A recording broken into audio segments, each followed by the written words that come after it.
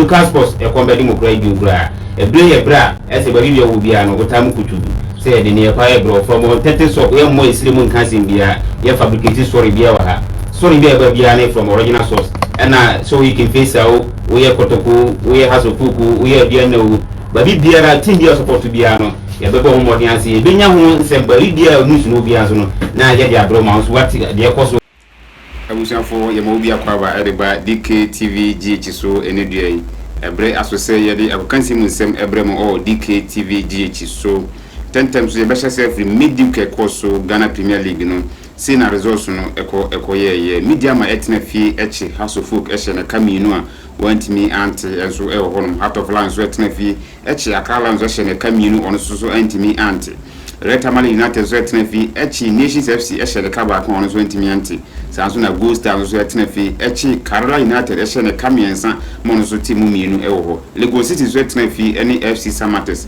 eko atipenkun 1-1 sanso na bofo kwatano zo etna fi echi aduana ehye ne kaba kon so ntimi ante dukum chess zo etna fi echi Dreams FC ehye ne kamiensa mo so timu mienu ho na Great Olympics zo etna fi echi Bechi United ene ne ball 1-1 enso so e ho no Asante Kotoko etna fi edaya wada emanso atreman ekotwa ne kamienu mo so timu ba kon enso so e ho sama chene ho nsem a ye de ebrem after the game assistant coach de Makrobia kun Asante Kotoko David Oklo edensem kakra etudwa de okanyina ne say it is a work in progress. There is no pressure on us. We just have to go back and work hard and try to turn things around. We will go to Daou to play Dreams. We will go there and try to get a decent results. We lost concentration and we are punished by Nswatremai. When things are not going well, who do they blame? It is always the technical team. We will take it in good faith. We are still working and we will turn things around. And so in Asamoah, David Oklo, our assistant coach, the Makrobia, Asante Kotoko, so edit 2 after the game. And once so Samates, so a for coach, I friend Master Kuno, I former player, the man Asante Kotoko, so then send Bibri at 2 say, I don't believe it is a coaching issue. When the players play, it is clear that they are afraid. The demands placed on the players appear to put them under additional strain. They lack the character required to play as a Kotoko player, which I believe is their issue. This is the critical moment for the players to have the support of the media and fans. Much pressure from these stakeholders will not help matters. Instead, fans should support the technical team and playing body in order to turn things around. The players are not bad. None of them will be a bench warmer at any Ghana Premier League club, but they appear to panic when playing. The players are not bad. None of them will be a bench warmer at any of the Ghana Premier League club, but they appear panic when playing. And as soon as someone coach Masokrodu, I want also a coach Demonso at Remanso 2 after the game. And once Asante Kotoko legend.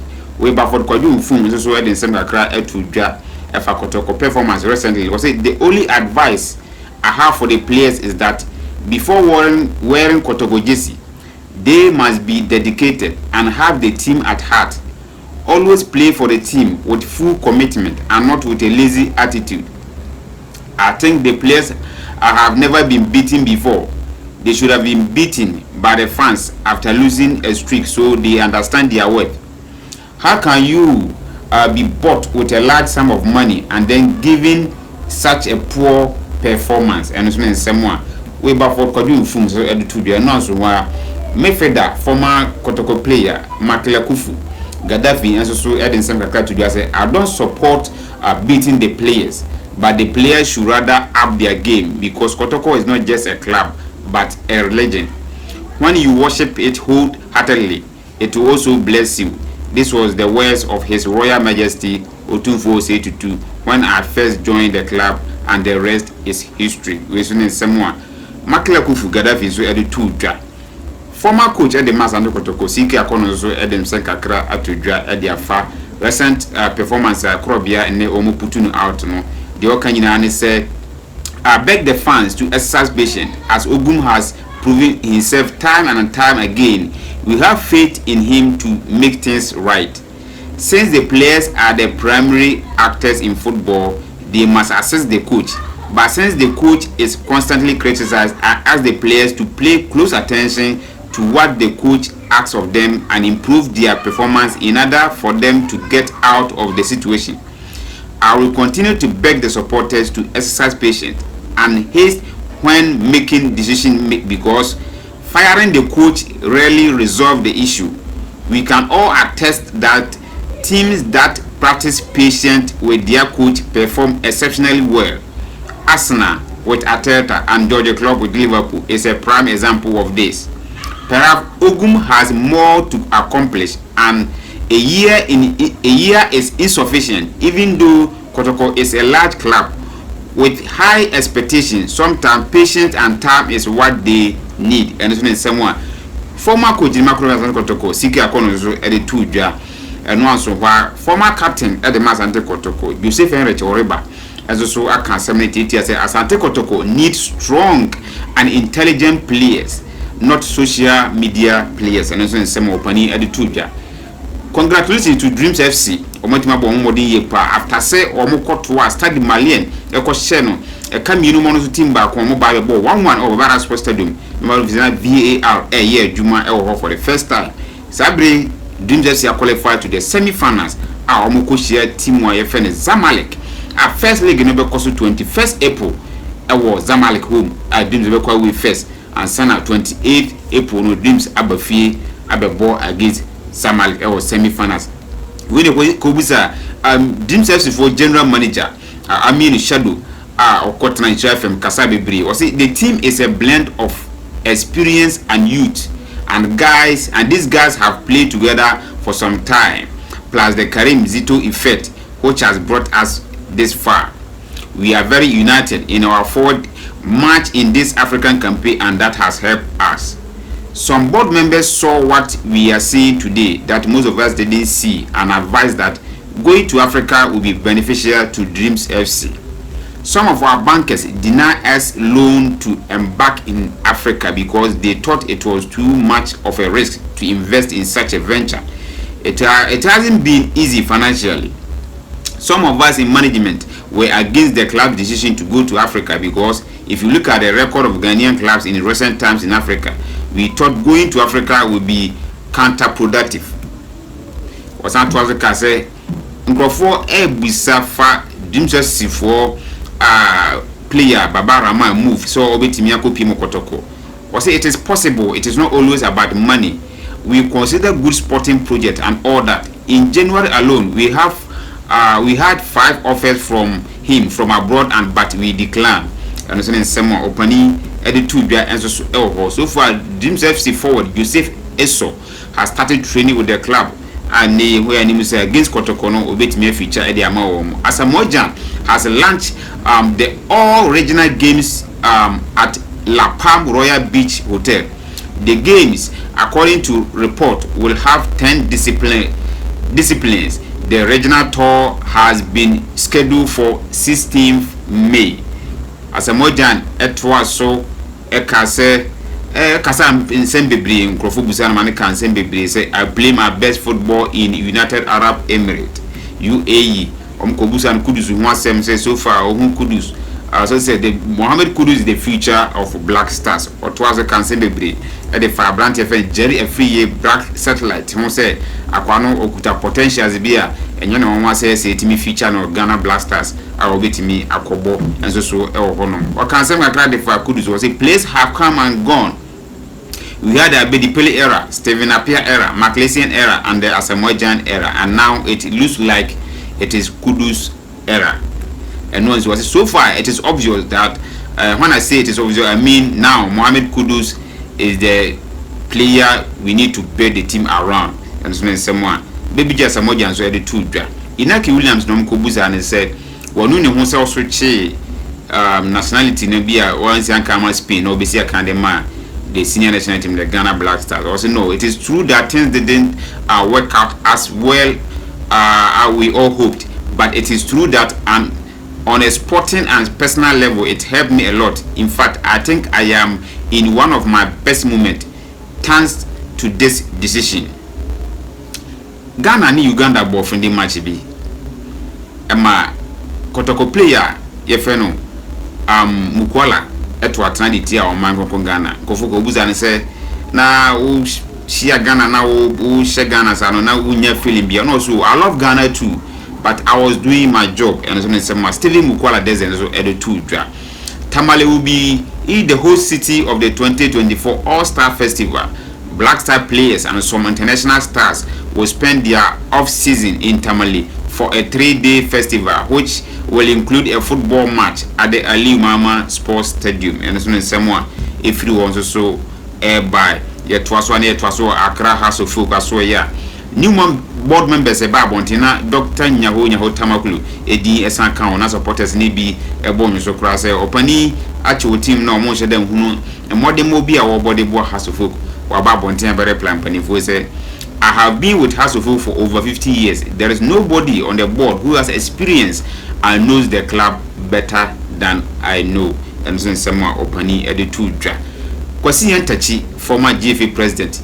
The entire team say or standing for MP or Ejisu constituency and the three people in say person or replace Ura when you buy because Ura John Kuma and they send that chi Ejisu Damemenda be able to go to or just abontin so ye hwe ni mu say delegacy betimi ato abai adama Ura Kwesi Nyantakyi. Now then some kakra to bia or kasa kakra say I will ensure that the GFA takes back its past glory.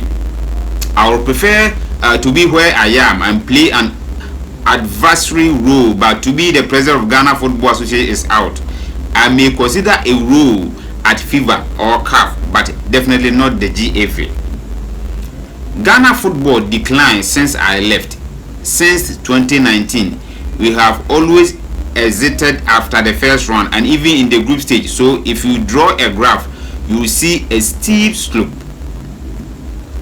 I will not go back to football. I will prefer to stay where I am. I have moved on in life and I do not intend to go back. I have done what I needed to do in football and I am comfortable where I am. And so in some opening edit to be also our Ghana Premier League goalkeeper of the month nominees Abba Bontin, your Kwame Aziz or your Benjamin Asare, Felix Che and Abdul Ganiu Mohammed and the Omono nominati on my head wait me afa. Samson and NASCO player of the month of February March nominees Abba Bontin, your Evans or Seusu, your Ajenim Boatin Mensa, your blessing Asuma and Dankwa and Asamoah Boatin a free. These are the players and they are nominated for player of the month.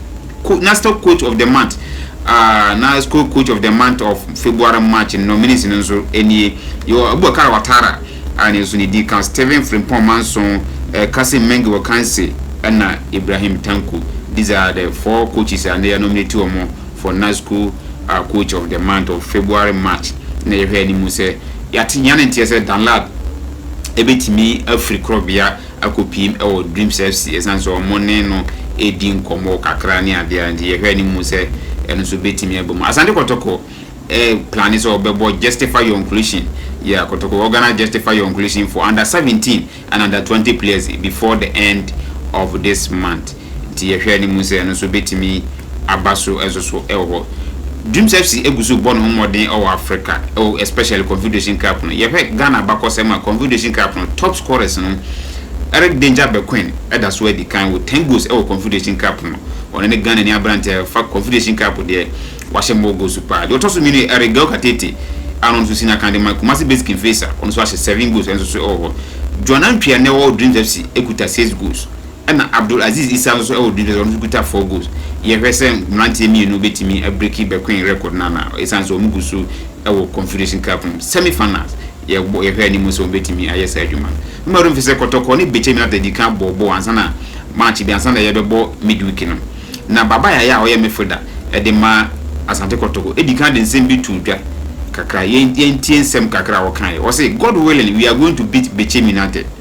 We always find it difficult to beat Bechem United at the Nana Fosu Park, but we've engaged ourselves as players and going in with all seriousness to pick the 3 points. As a big club, we don't deserve such poor performance in the Ghana Premier League. We engage ourselves on how we can turn things around as soon as possible and so nsɛm a abrande de tu dwa nanso omokoe no omokonya draw enso so e wo no to bu afede e de nsɛm kakra atu dwa sɛ we don't sell our players to local team because they can't afford ne say opani e kanyina ne say house of players no ebo aye de yi papa to the stand say ontimi ton house of player entimi fam local club bia no so ne say opani e da to aso so ka say we have with us a coach who is the most experienced we have ever had. Let's say some what can I say I hope his ability will help us. And once wa and there's something so can board members so the same kakra to do say on the who say supporters na nka omo ho e wo sikasemu a team no eye kodi nipa ba ko bi nsem wo say the depth is huge and we can't continue like that, so the board should come out with a concrete roadmap that can flow the supporters to own right of the shares. I say I appeal on the supporters to buy more shares so that the club can make huge money and solve more of its debt. And so in Asamoah, Ernest Thompson so the two supporters in the name of Honum. Sports journalist Patrick Osei Madodo na friend of countryman Songo, and so at the chopper kese at the Ahmad John Penster. It's a Kasa bi or Kasa fan home and then Black Stars appointment no until they open the chopper kese pa at the Aba Bonti and so in Asamoah. If you want to so eba sports minister Mustafa Yusuf and so akasa on do who is a Commonwealth Games here because no on the Malaysia no because of Malaysia no who is a Ghana ye capable ye one who dey ye one can dey say to me a host to sa tournament or then send be to just say it is not going to cost us much as it costs us to organize the African Games if you decide as a country to go for Commonwealth Games. Was it their programs they want an African nation. They said it is time for Africa to host the Commonwealth Games, and Ghana will have the facilities now. The beauty of the Commonwealth Games is that they will even give you funding that will come from Commonwealth Games Secretariat, unlike the African Games. In fact, the president of Commonwealth Games was in Ghana. He has visited our facilities and held a meeting with my good self.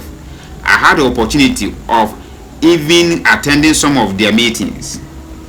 And since some opani at the two dra el honum, ye come semfu from mani ko PMO, Gyan'S for coach, ye find Karim Zito, and in some crack to dra for more performance of more than a D Africa campaign. Was it we will not let the qualification put us down.